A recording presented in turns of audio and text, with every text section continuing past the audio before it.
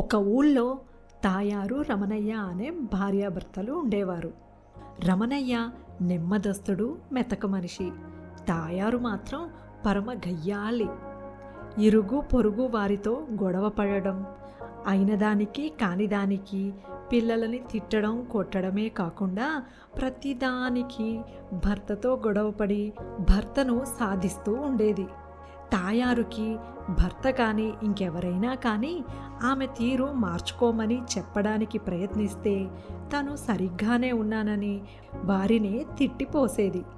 ఇదిలా ఉండగా పక్క ఊళ్ళో ఒక మహిమగల చెట్టు ఉందని, ఆ చెట్టు కింద నిలబడితే మనిషి స్వభావం ఏమిటో అలాగే మారిపోతారని, చెట్టు కింద నుండి పక్కకు రాగానే మామూలైపోతారని ఊరి జనం అంతా మాట్లాడుకుంటూ ఉంటారు. ఆ వింత ఏమిటో చూద్దామని ఊరి జనం వెళ్తూ ఉంటే వారితో పాటు తాయారు రమణయ్య కూడా వెళ్తారు. అందరూ చెట్టు చుట్టూ నిలబడి చూస్తూ ఉంటారు. ఇంతలో ఆ చెట్టుని పరీక్షిద్దామని జోగారావు అనే వ్యక్తి చెట్టు కిందకు వెళ్తాడు. జోగారావు ఊళ్ళోని వాళ్లకు మాయమాటలు చెప్పి ఏదో ఒక విధంగా మోసం చేయాలని చూసేవాడు. జోగారావు చెట్టు కిందకు వెళ్ళగానే నక్కలా మారిపోతాడు. మళ్ళీ చెట్టు కింద నుండి బయటకు రాగానే మామూలు మనిషి అయిపోతాడు. ఇది చూసి జనం ఆశ్చర్యపోతారు.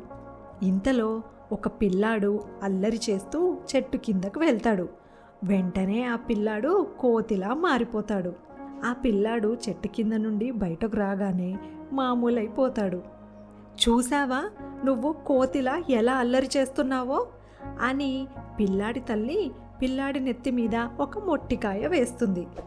వారి గురించి కూడా తెలుసుకుందామని ఊరి జనం ఒక్కొక్కరూ వచ్చి చెట్టు కింద నిలబడి పరీక్షించుకుంటూ ఉంటారు. ఇంతలో రమణయ్య తన గురించి కూడా తెలుసుకుందామని చెట్టు కిందకు వెళ్తాడు. చెట్టు కిందకు వెళ్ళగానే రమణయ్య పిల్లిలా మారిపోతాడు.